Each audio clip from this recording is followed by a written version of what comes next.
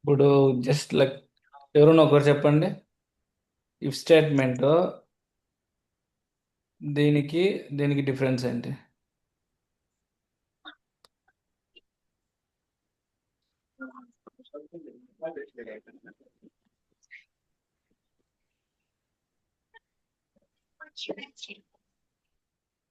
చెప్పురా ఏమో. ఈ ఇఫ్ స్టేట్ ఎప్పుడు వాడతాం, ఇది ఎప్పుడు వాడతాము? పైన వచ్చి అయితే ఒక కండిషన్ ట్రూ అయితే లేకపోతే లేదనే టైంలో వాడతాము పైంది. ఉమ్, ఇది ఇదే 3 or 4 కండిషన్స్ వచ్చినప్పుడు వాడతాము. కరెక్ట్. సూపర్. మీరే మౌనం పట్టిస్తాంటారు పెద్దల్లా. ఇవే మీరు రాసేదే లాజిక్లు అంతా మీరు ప్రోగ్రామ్ రాసినప్పుడు. అదే మేము పైనుంచి రాబేడ ఇట్లా కండిషన్స్ రాసే ప్రోగ్రాంలు అంతా. సో ఇప్పుడేమి 3 or 4కి అయితే ఇవి రాస్తాం మనం, వెరీ క్లియర్. నీకు ఏదన్నా లాజిక్ పర్ఫామ్ చేసేటప్పుడు it is a involving 3 4 conditions అన్నప్పుడు ఇలా వస్తుంది అనమాట. First condition, second condition, third condition, else fourth condition అనేసి. సో ఆల్టర్నేటివ్ కండిషన్ రాసినప్పుడల్లా నువ్వు ఇఫ్ ఎల్స్ రాయాలా. So to overcome this issue, like బేసిక్గా మనం ఏం చూసినా కానీ లైక్ ఆల్వేస్ ఒకటి ఒక్కదాని నుంచి ఇంకో దానికి పోతున్నామంటే so we are solving the problem with the previous అనేసి. అది కండిషన్స్ కావచ్చు, ఫ్రేమ్ వర్క్స్ కావచ్చు, whatever it is. Like last class మనం క్లియర్గా అబ్జర్వ్ చేస్తే సిలో ఏముంది, డేటా టైప్ అనేది మ్యాండేటరీ. సో వితౌట్ డేటా టైప్తో మనం ఏం చేయలేమన్నమాట. బట్ పైథాన్లో డేటా టైప్ డిక్లేర్ చేసామా? వీ హ్యావెంట్ డిక్లేర్ లేదు. డేటా టైప్ అనమాట. So there are trying to solve this problem.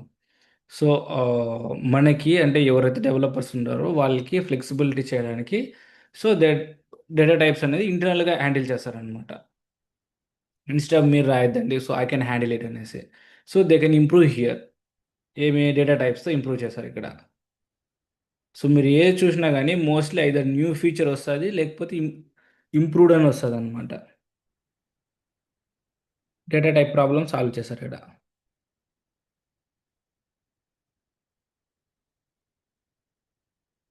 So ఇప్పుడు ఇక్కడ తీసుకుంటే ఈ దీంట్లో ఏం ప్రాబ్లం ఉంది? ఇఫ్ కండిషన్లో వాట్ ఈస్ ద ప్రాబ్లం? మీకు ఏమైనా ప్రాబ్లం కనపడుతుందా?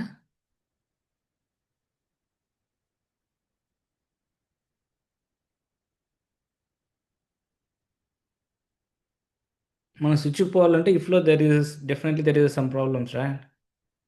ద డెవలపర్స్ ఫ్రెండ్లీ కాదు, మన కోడ్ రాయడానికి అంత ఈజీగా లేదు. వై? ఏది ఈజీగా అనిపించట్లేదు మీకు? ఎక్కడ బెటర్ అయితే చేయొచ్చు దాన్ని? సో ఇప్పుడు let me phrase the different way. ఇక్కడ ఏమున్నాయి, 3కి 3 లూప్స్ రాసినారు. సో నాకు ఇప్పుడు 10 కండిషన్స్ ఉన్నాయనుకో. So less I want to print like వీక్లో ఉన్న డేస్ అన్ని ప్రింట్ చేయాలనుకో. అప్పుడు ఎలా ప్రింట్ చేయాలా? స్విచ్ యూస్ చేసేస్తాం. స్విచ్ ఎందుకు యూస్ చేయాలి? ఇఫ్ ఎల్సే వాడొచ్చు కదా నేను.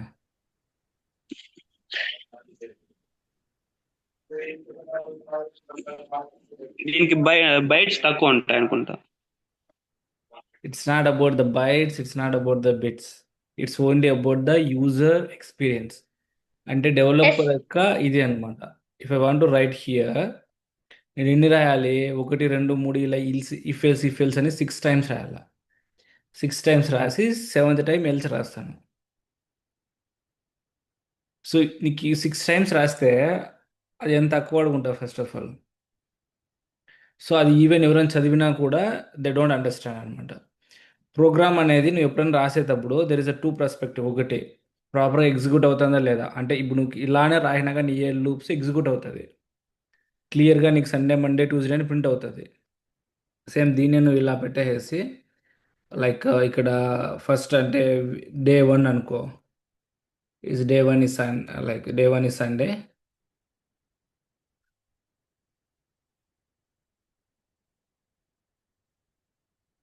డే = 2 అంటే మండే.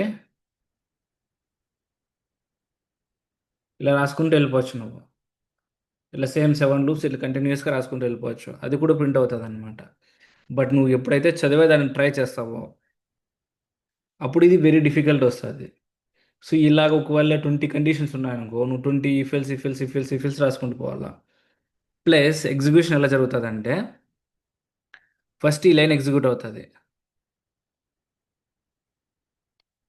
ఇది బాగా గుర్తుపెట్టుకోండి ఎప్పుడు కానీ. ఇఫెల్స్ అనేది ఎలా జరుగుతుంది అంటే, let me how, okay, first ఇక్కడికి వస్తుంది కండిషన్ ఎగ్జిక్యూట్ అయ్యేటప్పుడు అంటే లైన్ బై లైన్ అనమాట.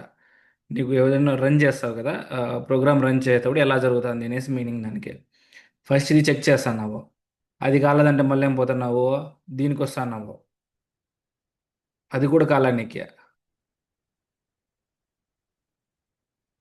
ఇలా కంటిన్యూస్గా చెక్ చేసుకుంటూ వస్తావు అనమాట. ఫస్ట్ అది, మళ్ళీ సెకండ్ది, మళ్ళీ థర్డ్ది, మళ్ళీ ఫోర్త్ది అనేసి. సో ఫస్ట్ ఇక్కడ వస్తుంది. వన్స్ ఈ కండిషన్ ఫాల్స్ అని ఇంకా మళ్ళీ సెకండ్ కండిషన్కి పోతుంది. అది ఫాల్స్ అయితే మళ్ళీ థర్డ్ కండిషన్కి పోతుంది. సో ఇట్లా కంటిన్యూస్గా చెక్ చేసుకుంటూ పోతుంది అంటిల్ ఎండ్ అయ్యేంత వరకు. సో ఇక్కడ ఏమవుతుందంటే నెంబర్ ఆఫ్ ఎగ్జిక్యూషన్స్ ఎక్కువ జరుగుతాయి అనమాట. స్ట్రైట్ ఫార్వర్డ్గా నీకు పోయేదానికి లేదు, ఎందుకంటే ఒకదాని తర్వాత ఒకటి చెక్ చేసుకుంటూ పోవాలి ఎవ్రీ టైం. నువ్వు ఇలా 20 రాయినావు అంటే 20 టైమ్స్ చెక్ చేస్తుంది అనమాట. ఫస్ట్ టైం ఇది చెక్ చేసుకుంటూ పోతా ఉంటుంది. సో నీకు ఇప్పుడు మండే ప్రింట్ చేయాలనుకో, ఫస్ట్ సండే చెక్ చేసి మండేకి వస్తుంది అనమాట. ట్యూస్డే ప్రింట్ చేయాలంటే సండే మండే చెక్ చేసి ట్యూస్డేకి వస్తుంది. సో ఇక్కడ ఏమవుతుందంటే నీకు టైం పెరుగుతుంది అనమాట, ఎందుకంటే ఇవన్నీ చెక్ చేసుకుంటూ రావాలి కదా. So there is again time constrain ఉంది. ఇప్పుడు ఎన్ని ప్రాబ్లమ్ మనం ఫైండ్ అవుట్ చేసినాము, 2 ప్రాబ్లమ్స్ అనమాట. ఒకటి వచ్చి రీడింగ్, అంటే చదవడానికి ఈజీగా ఉండదు, దాన్ని రీడబిలిటీ అంటారు అనమాట. Second one performance. పర్ఫార్మెన్స్ అంటే like line by line execute చేయాలంటే టైం ఎక్కువ తీసుకుంటుంది కదా, టైం ఎక్కువ తీసుకుంది కానీ పర్ఫార్మెన్స్ అంటారు.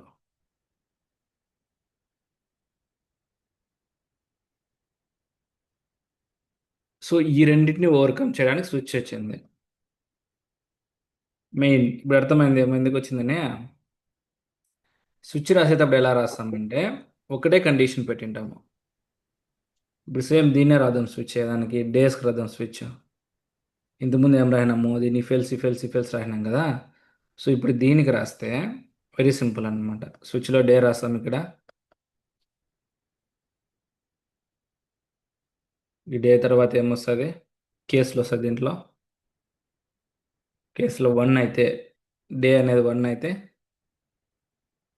ప్రింట్ మండే అని సండే వస్తుంది.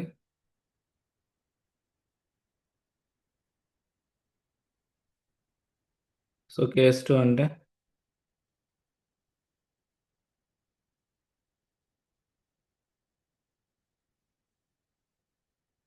ఇలా రాసుకుంటూ పోతాం అనమాట. ఎన్ని రోజులు ఉంటే అన్ని రాస్తావు అనమాట. ఇదొక కేసు, అదొకటి అనేసి క్లియర్గా చెప్తాను. ఇదొక డిఫరెంట్ కేసు, అదొక డిఫరెంట్ కేసు అనేసి ఇలా రాసుకుంటూ పోతాం. సో ఇప్పుడు మనం ఇందాక ఇప్పుడు లాస్ట్లో డిఫాల్ట్ వస్తుంది అనమాట, అన్ని కండిషన్లు కాకపోయినప్పుడు డిఫాల్ట్ కండిషన్. నీకు ఇఫ్కి దీనికి ఏమైనా డిఫరెన్స్ కనపడుతుందా?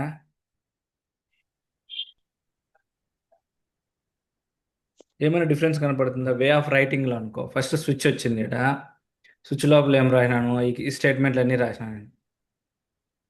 ఇఫ్లో కూడా అంతే కదా మనం రాసింది, ఉదాహరణ తర్వాత ఒకటి.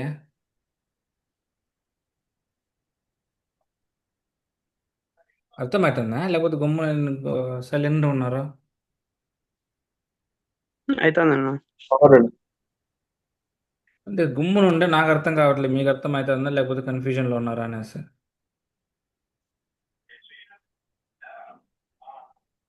సో ఇలా వస్తుంది అనమాట. సో ఇక్కడ మనము ఇంతకుముందు చెప్పిన దానికి ఏమే ప్రాబ్లము, రీడబిలిటీ, అంటే ఇలా నీ కంటిన్యూస్గా చెక్ చేసుకుంటూ పోవాలంటే కష్టము.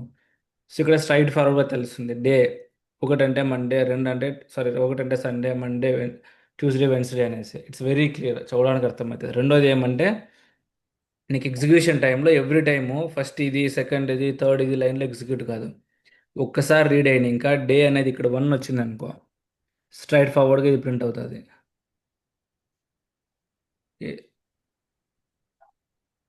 స్ట్రైట్గా ఇది ప్రింట్ అవుతుంది అనమాట. సో ఇన్ కేస్ ఇక్కడ డే 3 ఉందనుకో, డే 1 అంటే సండే.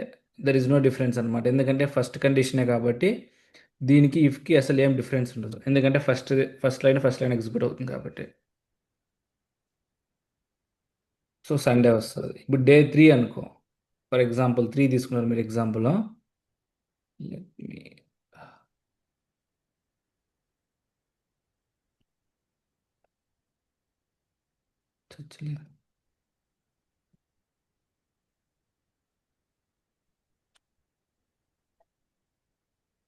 ఇప్పుడు 3 తీసుకున్నారు అనుకో ఈడ. అది ఏమవుతుందంటే స్ట్రైట్గా ట్యూస్డే ప్రింట్ అవుతుంది ఇది. మధ్యలో ఏ కండిషన్స్ కూడా చెక్ చేయదన్నమాట. ఎందుకంటే దానికి ఆల్రెడీ తెలుసు 3 అంటే ఇది అనేసి.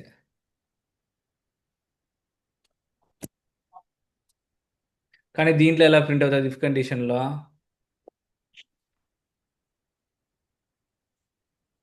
స్టేట్మెంట్స్ అన్ని చెక్ చేసిపోతాం ఫస్ట్ ఇంకా. 1 అన్నది ఖచ్చితంగా 1 ప్రింట్ అవుతుంది. 3 అన్నదప్పుడు ఏం జరుగుతుంది అంటే ఫస్ట్ 1 చెక్ చేస్తుంది. 1 ఈక్వల్ టు 3నా కాదా అనేసి. 1 = 3నా కాదా అనేసి. అదేమవుతుంది, ఫాల్స్ అవుతుంది కదా. సో ఇది ఫాల్స్ వస్తుంది. సో అప్పుడేం చేస్తుంది, నెక్స్ట్ ఈఫెల్స్ లేకపోతుంది. అప్పుడేం చెక్ చేస్తుంది, 2 = 3నా కదా చెక్ చేస్తుంది. సో అప్పుడేమవుతుంది, ఫాల్స్ వస్తుంది. సో నెక్స్ట్ అగైన్ 3 = 3 వస్తుంది.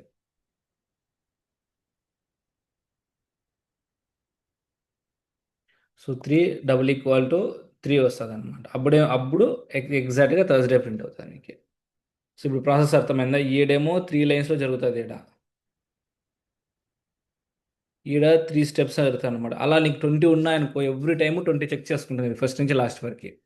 ఈ స్విచ్కి వచ్చేసరికి స్ట్రైట్ ఫార్వర్డ్గా నీకు ఇక్కడైతే ఏం కండిషన్ రిటర్న్ వాల్యూ వస్తుందో దాన్ని బేస్ చేసుకొని పర్టికులర్గా వెళ్ళిపోతుంది అనమాట. ఇక్కడ నువ్వు ఇక్కడ 3 పంపించినావు అంటే 3కి వెళ్తుంది, 4 పంపిస్తే 4కి వెళ్తుంది, 1 2 3 చెక్ చేయదాన్ని. సో ఇది ద మేజర్ డిఫరెన్స్ అనమాట. ఇఫ్ ఎల్స్ ఎప్పుడు వాడాలా, స్విచ్ ఎప్పుడు వాడాలి అనేసి. ఇప్పుడు ఒకటే ఉన్నింది అనుకో కేసు. ఇప్పుడు ఫర్ ఎగ్జాంపుల్ నాకు సండే ఒక్కటే ఉంది నా కేసులో. మిగతా ట్యూస్డే వెన్స్డే థర్స్డే ఫ్రైడేలో అవసరం లే. అప్పుడు ఇఫ్ ఎల్స్కి పోతే స్విచ్కి పోవచ్చు నేను. ఒక్కటే కండిషన్ ఉంది నాకు.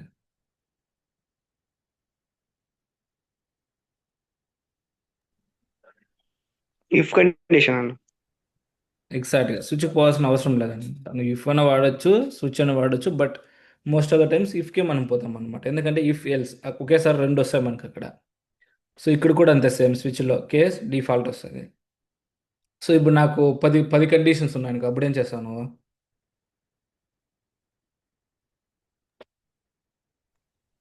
స్విచ్ స్విచ్ యూస్ చేస్తాం. స్విచ్ యూస్ చేస్తాం. ఎందుకు? Because of the time complexity. Time అనేది if else every time check చేసినప్పుడు లైన్ బై లైనే పోతుంది అనమాట. So it won't go direct to the condition అనమాట. సాటిస్ఫై అయిన కండిషన్ పోదు అది. సో అందుకనేసి స్విచ్ వచ్చింది. So it will improve the performance అనమాట. సో ఇప్పుడు అర్థమైందా వై ఇఫ్ మనం ఇఫ్ ఎల్స్ ఎప్పుడు వాడాలి, స్విచ్ ఎప్పుడు వాడాలి అనేసి నీ ఎప్పుడన్నా బిల్ చేసేటప్పుడు. ఈ సింటాక్స్ అవును. సేమ్ అనమాట. సింటాక్స్ కావాలంటే స్ట్రైట్ ఫార్వర్డ్ ఉంటుంది దీనికి. ఏది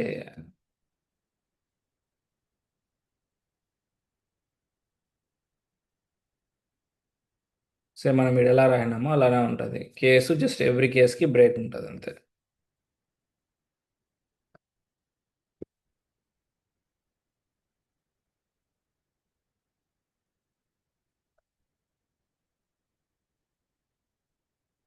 ఇక్కడ చూస్ చేసుకున్నాం. పైథాన్కి వచ్చిందా ఇది? ఇదేంది ఇది? ఓకే. పిసి ఇక్కడ చూసినామంటే మెయిన్ అవసరం లేదండి.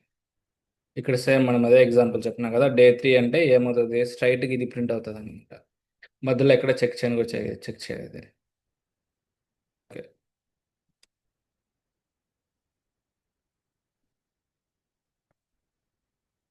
ఇది స్ట్రైట్ ఫార్వర్డ్ సింటాక్స్ దానికి ఇన్స్టెడ్ అనేసి. సో దీన్నే పైథాన్లో రాయాలనుకో.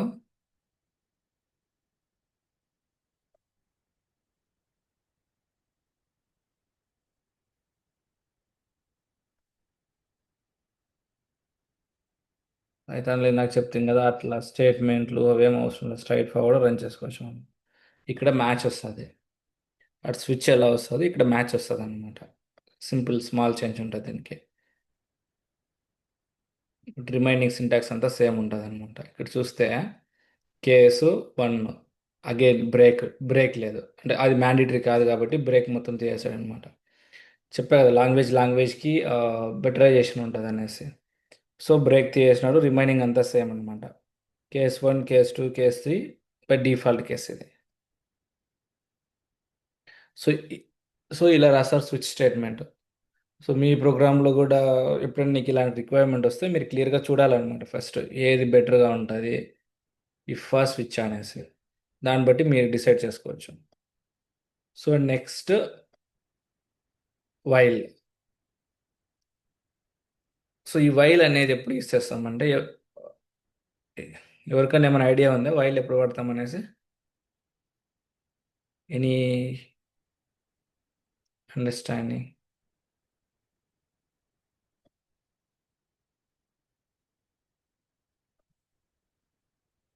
మీరు చదివినారు కదా ఇంతకుముందు ఇవంతా W3 స్కూల్స్లో. నువ్వు చెప్పు మానస, వైల్ ఎప్పుడు వాడతారు అనేసి.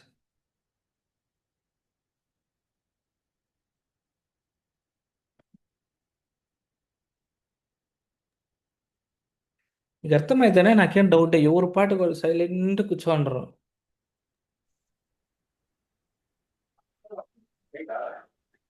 నువ్వు చెప్పరా, వాళ్ళు ఇంట్రెస్ట్ ఉంటే ఇన్ని, లేకపోతే సైలెంట్ గమ్మున ఉన్నాయి కానీ. వైల్ ఎప్పుడు యూస్ చేస్తారు చెప్పు. ఐడియా లేదన్న వైల్. Okay, okay. ఇప్పుడు ఈ స్విచ్ స్టేట్మెంట్ ఉంది కదా, ఈ స్విచ్ స్విచ్ స్టేట్మెంట్ ఎందుకు వాడినాం మనము? కండిషన్స్ చాలా వచ్చినప్పుడు యూస్ చేసుకుంటాం. కండిషన్ చాలా వచ్చినప్పుడు.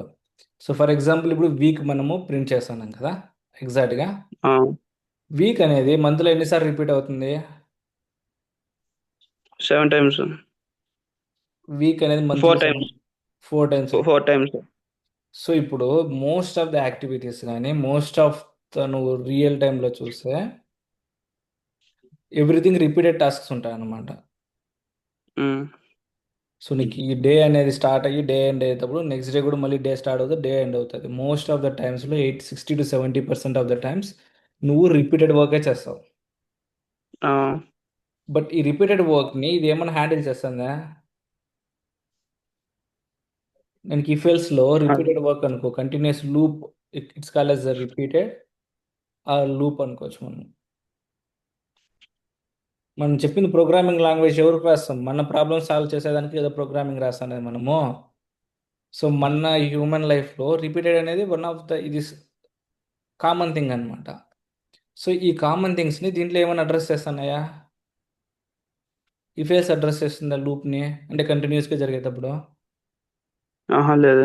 ఇది ఇది మ్యాక్సిమం అంటే ఒక డేలో జరిగిందని చెప్తుంది అనమాట. ఇక్కడ ఏం చెప్తుంది, ఇది ఒక వీక్లో జరిగేదని చెప్తుంది, లేదంటే ఒక రోజులో జరిగేదని చెప్తుంది. బట్ నీకు 1 మంత్ ఎత్తుకున్నావు కుదరదు కదా. 1 మంత్లో సండే అనేది రిపీట్ అవుతుంది 4 టైమ్స్, మండే అనేది 4 టైమ్స్ రిపీట్ అవుతుంది, వెన్స్డే అనేది లైక్ రిమైనింగ్ అంతా 4 టైమ్స్ 5 టైమ్స్ రిపీట్ అవుతాయి. ఇలా రిపిటీషన్ జరిగేదాన్ని నువ్వు ఏమన్నా చేయాలంటే, నువ్వు రిపిటీషన్ జరిగేదానికి లాజిక్ రాయాలంటే you have to choose the while అని.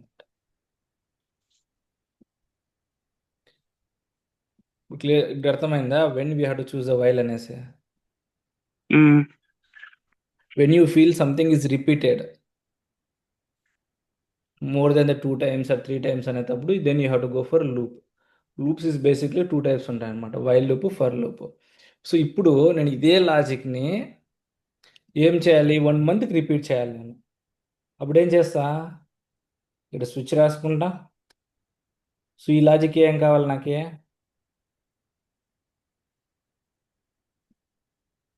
ఏం కావాలి చెప్పదండి. ఇప్పుడు ఇక్కడ వైల్ పెడతాను నేను, వైల్.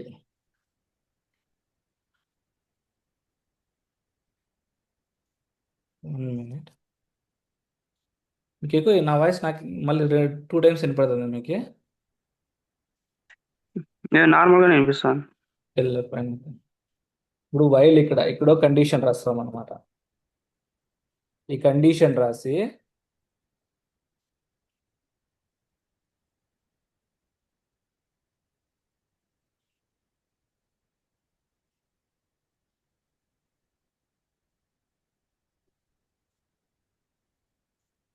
ఇక్కడ కండిషన్ రాస్తాము. ఆ కండిషన్ సాటిస్ఫై అయ్యేంత వరకు అది కంటిన్యూస్గా లూప్ జరుగుతూ ఉంటుంది అనమాట. ఆ కండిషన్ సాటిస్ఫై అది ఇది కండిషన్ సాటిస్ఫై అయిపోయింది ఇంకా, అంటే ఎప్పుడైతే ఫాల్స్ అవుతుందో అప్పుడు ఈ లూప్ స్టాప్ అయిపోతుంది. ఇప్పుడు మనం ఏం చెప్తాము, ఇది నాకు 4 టైమ్స్ రన్ చేయాలి, ఇదే కండిషన్ నాకు 4 టైమ్స్ రిపీటెడ్గా వర్క్ కావాలి. అప్పుడేం చేస్తానంటే, ఫర్ ఎగ్జాంపుల్ ఐ ఇక్కడ తీసుకుంటా, సంథింగ్ ఇంట్ ఐ ఈక్వల్ టు 5 పెడతాను. ఇక్కడ ఏం రాస్తాను, నాకు 5 టైమ్స్ రిపీటెడ్ కావాలి కదా, సో ఐ లెస్ దాన్ 5 పెట్టుకుంటా. సో ఎవ్రీ టైము ఈ లాజిక్ రిపీట్ అవుతుంది అనమాట. సో ఎవ్రీ టైం నేను ఏం చేస్తాను, ఇదంతా అయిపోయినాక ఐ ప్లస్ ప్లస్ పెట్టుకుంటా. అంటే ఈ ఐ ప్లస్ ప్లస్ అంటే దాని మీనింగ్ ఏమంటే I equal to I plus 1 అనేసి.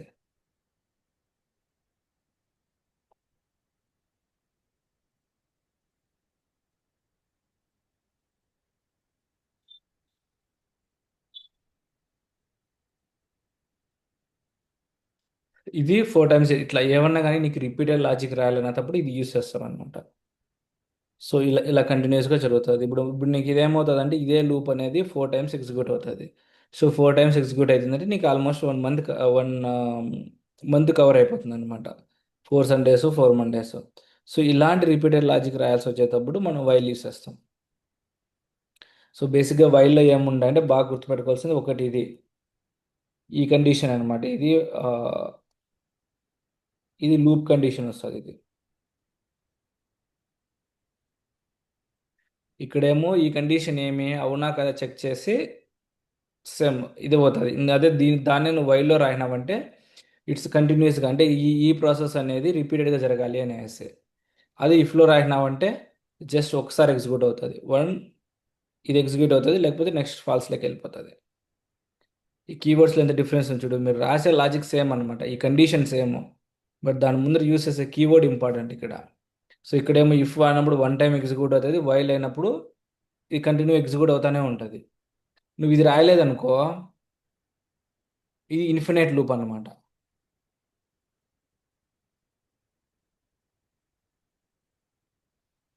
ఈ కండిషన్ ట్రూ అవుతుంది, అప్పుడు ఈ పీస్ ఆఫ్ కోడ్ ఎగ్జిక్యూట్ అవుతుంది. మళ్ళీ లైక్ వన్స్ ఇది ఎంత ఎగ్జిక్యూట్ అయిపోయినాక మళ్ళీ ఏం చేస్తుంది అంటే మళ్ళీ దీని దగ్గరికి పోతుంది అనమాట. సో మళ్ళీ చెక్ చేస్తుంది ఇది ట్రూనా కాదా అనేసి, మళ్ళీ ఇది ఎగ్జిక్యూట్ అవుతుంది.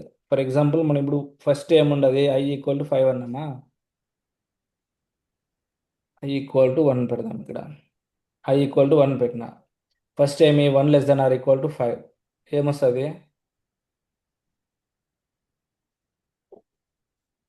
ఏమొస్తుందిరా 1 < 5 అన్నప్పుడు ట్రూ వస్తుంది.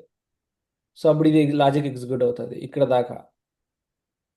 మళ్ళీ ఏం చేస్తున్నాం మనము, ఐకి I equal to I plus 1 పెట్టినాము, అప్పుడు ఏమవుతుంది, ఐ అనేది 2 అవుతుంది ఇక్కడ. ఫస్ట్ టైం ఇదేమవుతుంది, ఐ అనేది 2 అవుతుంది. 2 మళ్ళీ ఆడిపోతుంది, ఈడికి పోతుంది, అప్పుడు ఏమవుతుంది, మళ్ళీ ట్రూ. 1 < 5 అవుతుంది, ట్రూ వస్తుంది, ఇదంతా ఎగ్జిక్యూట్ అవుతుంది. మళ్ళీ సెకండ్ టైము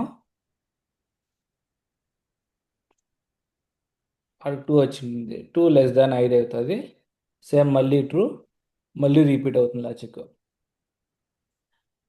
అట్లా ఎన్నిసార్లు రిపీట్ అవుతుంది, నెక్స్ట్ టైం ఇదంతా ఎగ్జిక్యూట్ అయ్యి మళ్ళీ ఈడికి వస్తుంది. ఈడేం పెట్టినాము, ఇది నేను 2 టైమ్స్ రాసిన, యాక్చువల్గా ఇది ఒకసారి సరిపోతుంది.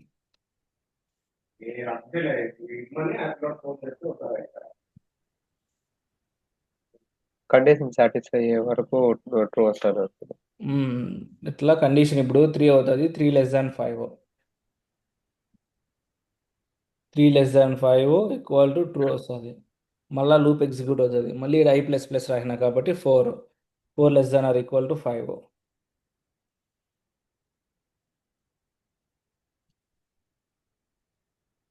4 < 5 ఈక్వల్ టు ట్రూ. సో మళ్ళీ ఏమవుతుంది, నెక్స్ట్ 5 వస్తుంది. 5 < 5 అనేది ఏమవుతుంది, ఫాల్స్ అవుతుంది. ఫాల్స్. అది equal to equal to. So false అవుతుంది కాబట్టి అప్పుడు ఈ లూప్ అనేది స్టాప్ అయిపోతుంది. ఇప్పుడు ఇది అర్థమైందా క్లియర్గా? ఉమ్. అర్థమైంది. నేను ఇప్పుడు దీన్ని కామెంట్ చేస్తాను, అప్పుడు ఎన్నిసార్లు ఎగ్జిక్యూట్ అవుతుంది చెప్పండి. ఒకసారి ఓకే, నువ్వు చెప్పు శ్రావణ. పర్సన్ ఒకసారి రిపీట్ చేయమని. ఇది పర్సన్ ఒకసారి రిపీట్ చేయండి. నేను ఇది కామెంట్ చేసేసా. ఏది ఇందాక మనకు I++ రాసిన కదా, దానికి కామెంట్ చేసాను నేను. ఇప్పుడు ఈ లూప్ ఎన్నిసార్లు ఎగ్జిక్యూట్ అవుతుంది అంటున్నా. నాకు ఐడియా రావట్లేదు. లేదు. మీరు అట్లా కాదు, మీరు అందుకే చెప్పేది, మీరు లైన్ బై లైన్ ఒకటి ఇక్కడ తీసుకున్నాం కదా ఒకటి, అప్పుడు మీరు స్ట్రైట్ ఫార్వర్డ్ ఆన్సర్ చెప్పకూడదు, ఫస్ట్ చెక్ చేసుకోవాలి. స్ట్రైట్ 1 తీసుకున్నా, వీడికి 1 వచ్చింది, 1<5. ఓకే ఫైన్, ఆ లూప్ ఒకసారి ఎగ్జిక్యూట్ అవుతుంది. మళ్ళీ ఏమి ఇక్కడ దాకా వస్తుంది. ఇక్కడ ఏమన్నా కండిషన్ ఉందా? కామెంట్ చేసాను నేను, ఏం లేదు. మళ్ళీ ఏం చేస్తుంది, ఈడికి పోతుంది. అప్పుడు ఆల్రెడీ 1 కదా ఉండేది, అదేమన్నా మారింది? అది నెవర్ చేంజ్ కదా. మళ్ళీ ఏమవుతుంది, 1<5 అవుతుంది. మళ్ళీ ఏమవుతుంది, ట్రూ అవుతుంది. సో నువ్వు ఇది ఇంక్రిమెంట్ చేయట్లే, ఏం చేయట్లే కాబట్టి కంటిన్యూస్గా అది ఇన్ఫినైట్ టైమ్స్ ఎగ్జిక్యూట్ అవుతుంది. ఎందుకంటే దాని ఐ వాల్యూ ఎప్పటికీ చేంజ్ కాదు, ఐ అనేది ఎప్పటికీ ఒకటే ఉంటుంది. 1<5 అనేది ఆల్వేస్ ట్రూ. అర్థమైందా?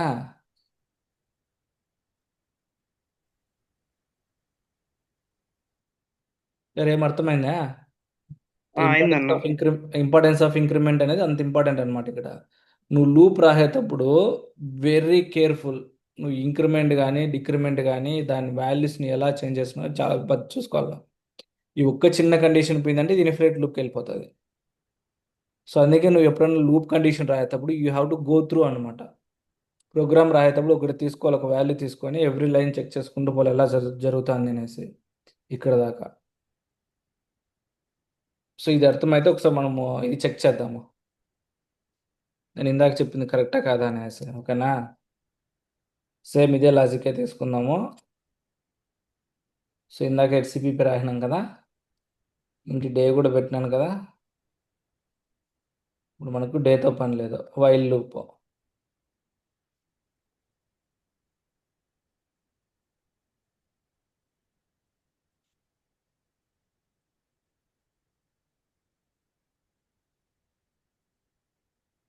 ఇప్పుడు ఓకే, ఇప్పుడు Day 3 అంటే ఏం ప్రింట్ అవుతుంది, వెన్స్డే ప్రింట్ అవుతుంది కదా. సో ఇప్పుడు వెన్స్డే అనేది ఎన్నిసార్లు ప్రింట్ అవుతుంది చెప్పండి.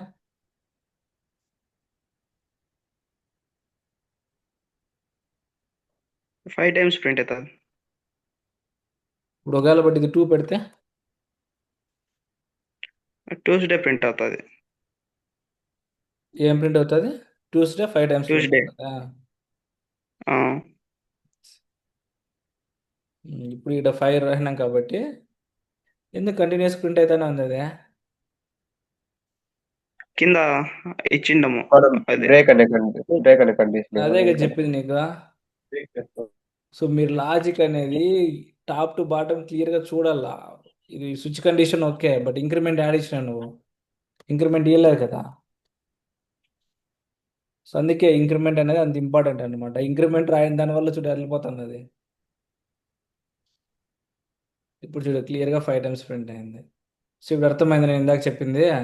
ఇంక్రిమెంట్ కామెంట్ చేస్తే ఏమైంది, అది ఇన్ఫినైట్ లూప్, అది అర్థమైంది. నెవర్ ఎండింగ్, కంటిన్యూస్ రన్ అవుతానే ఉంటుంది అది. సో ఇప్పుడే దీన్నే పైథాన్లో రాయాలంటే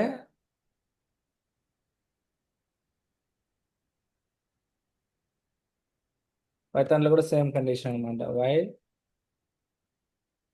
ఫస్ట్ I = 1 పెట్టుకున్నాం,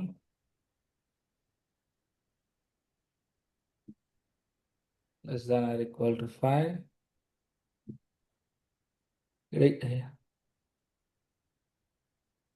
ఈడ స్పేస్ ఇంపార్టెంట్ దీంట్లో. పైథాన్లో మీరు బాగా చూసుకో, డేటా టైప్స్ ఇంపార్టెంట్ కాదు, స్పేస్లు ఇంపార్టెంట్ అనమాట.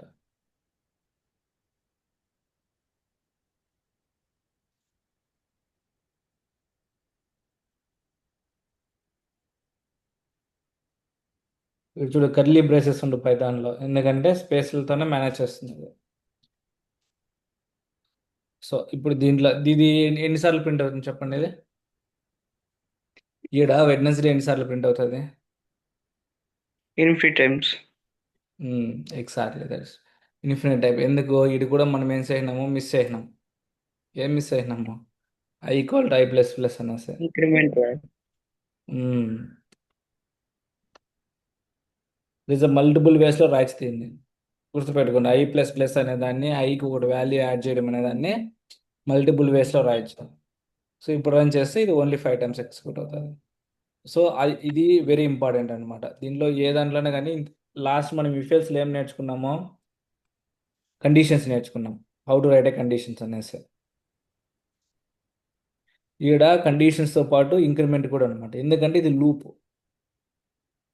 ఇది లూప్ కండిషన్ కాబట్టి మనం ఇంక్రిమెంట్ కూడా చాలా ఇంపార్టెంట్. ఇంక్రిమెంట్ కానీ డిక్రిమెంట్ కానీ నీ కండిషన్ బేస్ చేసుకొని అది ఏదో అంటే ఇక్కడ ఈ కండిషన్ కూడా ఇంపార్టెంట్ అనమాట. నువ్వు 1 పెడితే 1 టైం ఎగ్జిక్యూట్ అవుతుంది. ఫర్ ఎగ్జాంపుల్ నేను 2 పెడితే ఎన్నిసార్లు వస్తుంది చెప్పండి? ఇప్పుడు ఎన్నిసార్లు ప్రింట్ అవుతుంది? 2 times. ఫస్ట్ ఏమవుతుంది ఇక్కడ? ఐ అనేది 3 times. అవుతుంది 1 <5 ఒకసారి ప్రింట్ అవుతుంది. మళ్ళీ ఏమవుతుంది? ఇంతకుముందు I+1 కాబట్టి 2 వచ్చింది. ఇప్పుడు ఏముంది? I+2 ఉంది కాబట్టి 3 వస్తుంది. 3 2 times. 5. మళ్ళీ 3 + 2 5. 5 <= 5 కాబట్టి 3 టైమ్స్ ప్రింట్ అవుతుంది. సో నువ్వు ఇంక్రిమెంట్ చేంజ్ చేసే దాన్ని బట్టి, నువ్వు ఈ పెట్టే దాన్ని బట్టి ఇక్కడ వాల్యూ చేంజ్ అవుతుంది అనమాట. ఇది చెక్ చేసామా? చూడు 3 టైమ్స్ వచ్చినాయి. So that's means the increment అనేది చాలా important. You have to be very careful with the increment and also the condition. Okay, ఇప్పుడు ఇది మీరు క్లియర్ కదా, how to write the while condition, why we need the while, and how to write the condition, how to write the increment operator, when we will use it.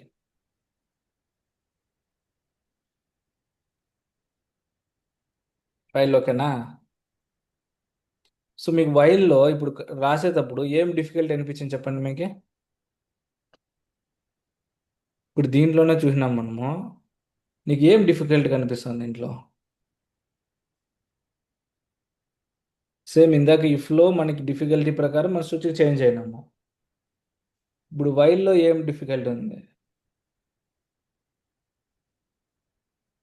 బేసిక్గా చెప్పండి, అదేం పర్లేదు. తప్పు right అని జడ్జి కాదు, just మీ opinion ఏంటి దీనిపైన? మీకు ఎక్కడ డిఫికల్ట్ అనిపిస్తుంది? ఈ పార్ట్ వదిలేయండి, ఎందుకంటే ఈ పార్ట్ అనేది మనము ఇంతకు ముందు దాని నుంచి అడాప్ట్ చేసుకోండి. ఇది కాకుండా బేసిక్గా వైల్ కండిషన్ ఏమొస్తుంది? ఇది దాంట్లో డిఫికల్ట్ ఏమనిపిస్తుంది మీకు? బేసిక్గా వైల్కి సంబంధించింది ఇది ఏం చేసినాం మీరు ఇక్కడ? ఇనిషియలైజ్ చేసినాం అనమాట. ఇదేమో ఇనిషియల్ వాల్యూ, ఇది ఏమో కండిషన్, ఇది ఏమో ఇంక్రిమెంట్.